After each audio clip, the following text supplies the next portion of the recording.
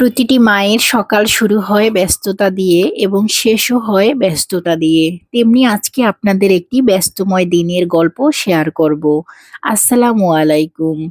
আপনারা সবাই কেমন আছেন? আলহামদুলিল্লাহ আমরা ভালো আছি। মারিয়াম মারিয়া ব্লগ থেকে আরো একটি ভিডিওতে আপনাদেরকে স্বাগতম জানাচ্ছি। সকাল থেকে বিকাল পর্যন্ত কি করেছি সেগুলোই আপনাদের সাথে শেয়ার করব এবং মজার মজার কিছু তথ্য আপনাদেরকে দেব। আজকে সারাটা দিনই ব্যস্ততার ভিতরে কাটালেও খুব ভালো লেগেছে যে পরিবার এবং বাচ্চা-কাচ্চাকে খুব সুন্দরভাবে সময় দিতে পেরেছি। সকালবেলাতে আমার সাহেব নামাজ শেষ করে চলে গিয়েছিল বাজার আনার জন্য, মাছের বাজার। মাছের বাজার একসাথে একটু নিয়ে আসলে ভালো হয়। বাবুদেরকে আসলে নিয়ে গুছিয়ে গাছিয়ে রাখাটা কষ্টকর। একদিনে সবকিছু গুছিয়ে রাখলে আমার জন্য সুবিধা হয়। এরপরে হচ্ছে গিয়ে মাছগুলোকে আমি নামিয়ে নিয়েছি এবং এগুলোকে কেটে ধুয়ে পরিষ্কার করতে হবে। এগুলো গুছিয়ে পরিষ্কার করতে বেশ খানিকটা সময় লেগেছিল বটে, তবে পরিবারের জন্য ভালো খাবার তৈরি করার জন্য একটু কষ্ট করলেও আনন্দটা কিন্তু আলাদাই থাকে। এখানে কিন্তু অনেক প্রকারেরই মাছ নিয়ে এসেছিল। এগুলো হচ্ছে লোটে মাছ। এগুলো খেতে খুবই ভালো লাগে। আমরা খুব পছন্দ করি, তাই এখানে বেশ কিছু পরিমাণে নিয়ে এসেছিল।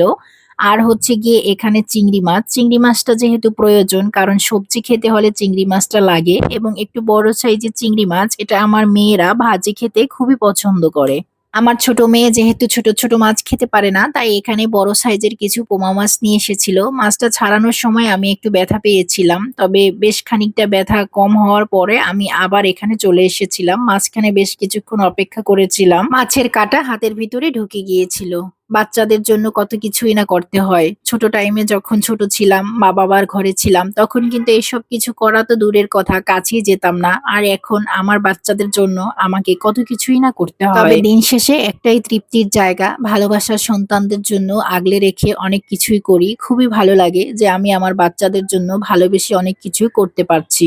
মাছগুলোকে কেটে ধুয়ে কিন্তু আমি পরিষ্কার করে নিয়েছিলাম। এখানে কিন্তু পাঙ্গাস মাছ এবং অন্য মাছও ছিল।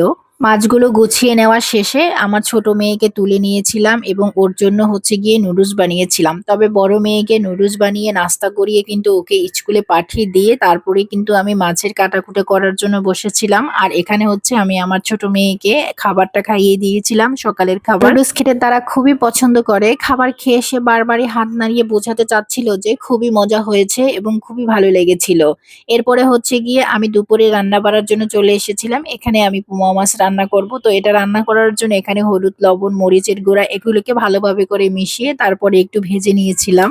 এই কাঁচা মাছ খেতে পছন্দ করে, তবে আমাদের বাসায় ভেজে মাছটা রান্না করলে আমাদের কাছে একটু ভালো লাগে। তবে এই মাছটা একটু ভেজে রান্না করলে বেশি মজা হয়, এবং উপর থেকে ধনিয়া পাতা দিয়ে আমি একটু হালকা মাখো মাখো ঝোল ঝোল করে রান্না করব।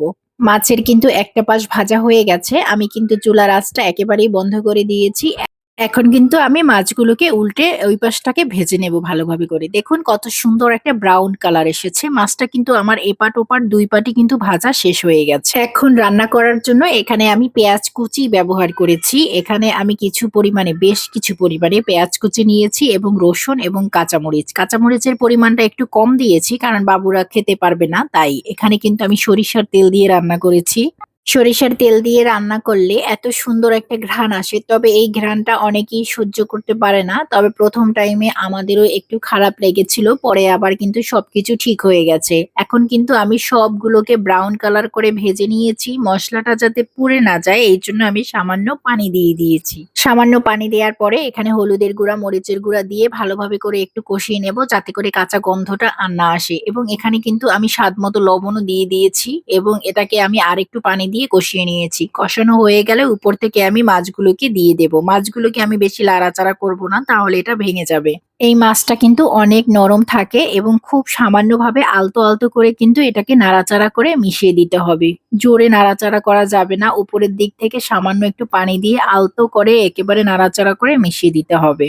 আমি এখানে দুটো কাঁচামরিচ দিয়েছি এবং ধনিয়া পাতা কুচি করে দেব। যেহেতু প্রথমেই বলেছিলাম এটাকে কিন্তু ধনিয়া পাতা দিয়ে একটু মাখো মাখো করে রান্না করব, তাই ঝোলটা টানার আগে আমি সামান্য ধনিয়া পাতা কেটে টুকরো টুকরো করে দিয়ে দিয়েছি। এখন একটু ঢাকনা দিয়ে বেশ কিছুক্ষণ পর্যন্ত জাল করলে এটা কিন্তু সফট হয়ে যাবে এবং কাঁচামরিচের যে ঘ্রাণটা আছে সেটা কিন্তু বেরিয়ে যাবে। যেহেতু আমি মাথাটা উঁচু, তাই এটাকে আমি একটু নাড়াচাড়া করে মিশিয়ে দিয়েছিলাম। এখন দেখুন এই যে আমার রান্না কিন্তু শেষ। আমি কিন্তু এটাকে তুলে নিচ্ছি। এটার যে এত সুন্দর একটা ফ্লেভার আসছিল যেটা বলে বোঝানো যাবে না। তবে এই মাছটা খেতে কিন্তু খুবই ভালো লাগে এবং এই মাছের ভিতরে কাঁটার সংখ্যা কিন্তু কম থাকে। উপরের থেকে দেখা যাচ্ছে যে এই যে মাছের মাথা বাদে যে ভিতরের যে মাছগুলো থাকে এটা কিন্তু একেবারে পাট থাকে, বাবুদেরকে খাওয়াতে সুবিধা হয়। মাছ রান্নাটা কেমন হয়েছে অবশ্যই কিন্তু কমেন্ট করে জানাবেন। এখানে কিন্তু আমি একটি সবজিও রান্না করব। সবজি রান্না করার জন্য এখানে কিন্তু আমি পেঁয়াজ, রসুন এবং কাঁচামরিচ এবং চিংড়ি মাছ এটাকে কিন্তু ভালোভাবে করে ভেজে নিয়েছিলাম। ভেজে এখানে হলুদ, মরিচ এবং লবণ যা দরকার আর কি প্রয়োজনীয় যত মশলা আছে সবগুলোকে দিয়ে তারপরে কিন্তু একটু কষিয়ে নেব। কষানো হয়ে গেলে এখানে কিন্তু আমি চাল কুমড়ো দিয়ে দেব। এখানে একটা কচি চাল কুমড়ো নিয়ে এসেছিল, অর্ধেকটা ছিল আর অর্ধেকটা কিন্তু আমি একদিন মুরগির মাংস দিয়ে রান্না করে খেয়ে ফেলেছিলাম। চাল কুমড়োটা কচি হওয়ার কারণে এত পরিমাণে মজা হয়েছিল যে বলে বোঝানো যাবে না। তো আমি অর্ধেকটা খেয়ে আর অর্ধেকটা রেখে দিয়েছিলাম চিংড়ি মাছ দিয়ে খাওয়ার জন্য। তো এই যে চিংড়ি মাছ দিয়ে খাওয়ার জন্য এখানে কিন্তু আমি এই যে সবজিটাকে দিয়ে ভালো করে ঢাকনা দিয়ে অনেকক্ষণ পর্যন্ত জাল করে নিয়েছিলাম। কিছু কিছু সবজিতে ধনিয়া পাতা না দিলে একেবারে খাওয়াই যায় না, সেরকমের একটি সবজি হচ্ছে চাল কুমড়ো। এটার ভিতরে ধনিয়া পাতা দেওয়ার কারণে স্বাদের পরিমাণ দ্বিগুণ হয়ে যায় এবং চিংড়ি মাছ দিয়ে রান্না করেছি যেহেতু চিংড়ি মাছের তো একটা এক্সট্রা ফ্লেভার আছেই। ধনিয়া পাতাটা দিয়ে আমি ভালোভাবে করে নাড়াচাড়া করে মিশিয়ে ঢাকনা দিয়ে ঢেকে বেশ কিছুক্ষণ জাল করতে থাকবো। আর এখানে হচ্ছে গিয়ে দুধটাকে গরম করে নিয়েছি। এই যে চাল কুমড়োটাকে কিন্তু আমি তুলে নিয়েছি। এটা কিন্তু খেতে অসাধারণ হয়েছিল যে বলে বোঝানো যাবে না। কত সুন্দর একটা কালার এসেছে দেখুন, দেখেই মনে হচ্ছে না কত সুন্দর লোভনীয় হয়েছে। তো যাই হোক আমি কিন্তু রান্না বাড়া শেষ করে বাবুদেরকে গোসল করিয়ে রেডি করিয়ে তারপরে হচ্ছে কি দুপুরে খাবারের জন্য নিয়ে এসেছি। বাবুরা কিন্তু ওইভাবে করে খেতে চায় না। তো ওই যে আগে কালকে যে মুরগিটা রান্না করেছিলাম সেটার মুরগির মাংস ছিল, আমি ওদের জন্য আসলে রেখে দেই। তার কারণ ওরা হচ্ছে গিয়ে মুরগির মাংস ছাড়া খেতে চায় না তাই। আর হচ্ছে গিয়ে মাছ, আমি মাছটাকে ভালো করে বেছে দেব, তারপরে মাঝখানের একটা টুকরো আমি লুবাওনাকে দিয়ে দিয়েছি। লুবানা আর কি বলতে চাচ্ছিল খাবারটা খুবই মজা হয়েছে কিন্তু সে হাত দিয়ে খেতে চাচ্ছিল না। আমার মেয়েরা এমন হয়েছে যে ওরা হাত দিয়ে কেন জানি না খেতেই চায় না, ওরা একটু যে আনন্দ করে একটু হাত দিয়ে খাবে সেটা চায় না। আমি বারবার বলছিলাম একটু খেয়ে একটু দেখিয়ে দাও যে কেমন মজা হয়েছে, তারপরে একটু ভেঙে একটু খেয়েছে। তবে মাছটা ওরা বেছে খেতে পারবে না তাই আমি মাছটাকে পরে বেছে দিয়েছিলাম ওদেরকে ভালোভাবে করে খাইয়ে দেওয়ার জন্য। এই পাশে হচ্ছে আমার বড় মেয়ে খেতে বসেছে। তো বড় মেয়ে কাঁচামরিচ খেতে খুবই পছন্দ করে, একটু ঝাল ছাড়া কাঁচামরিচ বেছে নিয়ে দিয়েছিলাম এবং হচ্ছে গিয়ে একটা লেজের টুকরো ওকে দিয়েছি। এখন এটাকে আমি বেছে দিতে হবে। তো এই যে আমার মেয়ের কিন্তু দুপুরের খাবার দিয়ে দিয়েছি। এই টাইমে হঠাৎ করে কিন্তু দুপুরের খাবারের মাঝখানেই মনে পড়েছে যে ভিটামিন এ ক্যাম্পেইন চলতেছে সব জায়গাতে, যেহেতু সারা বাংলাদেশে ভিটামিন এ খাওয়াবে। তো আমার মেজো মেয়ে যেহেতু ভিটামিন এ খায়নি তো ওকে ভিটামিন এ খাওয়াতে হবে, তাই খাবার দ্রুত করে শেষ করে বাবুকে নিয়ে চলে গিয়েছিলাম হচ্ছে গিয়ে ওই যে টিকা কেন্দ্রে। টিকা কেন্দ্রে গিয়েছিলাম শুধু আমার মেয়েকে নিয়েই, কারণ আর কাউকে নেইনি। এখন হচ্ছে দ্রুত গিয়ে তাড়াতাড়ি চলে এসেছিলাম। এখানে গিয়েছি, গিয়ে দেখি যে না আলহামদুলিল্লাহ, কারণ হচ্ছে ওখানে কোনো সিরিয়াল নেই, কারণ টিকা কেন্দ্রে প্রচুর পরিমাণে সিরিয়াল থাকে। তো একটু বিকাল টাইমে যাওয়ার কারণে হয়েছে কি সিরিয়ালটা ওইভাবে পড়েনি। এই যে বাবুকে কিন্তু ভিটামিন এ খাইয়ে দিয়েছি। ভিটামিন এ কিন্তু খুবই গুরুত্বপূর্ণ, বাচ্চাদের জন্য অনেক গুরুত্বপূর্ণ একটি ক্যাপসুল। শিশুদের সুস্থ বৃদ্ধি এবং ভালো দৃষ্টিশক্তি ও রোগ প্রতিরোধের ক্ষমতা বাড়ানোর জন্য ভিটামিন এ কিন্তু খুবই গুরুত্বপূর্ণ।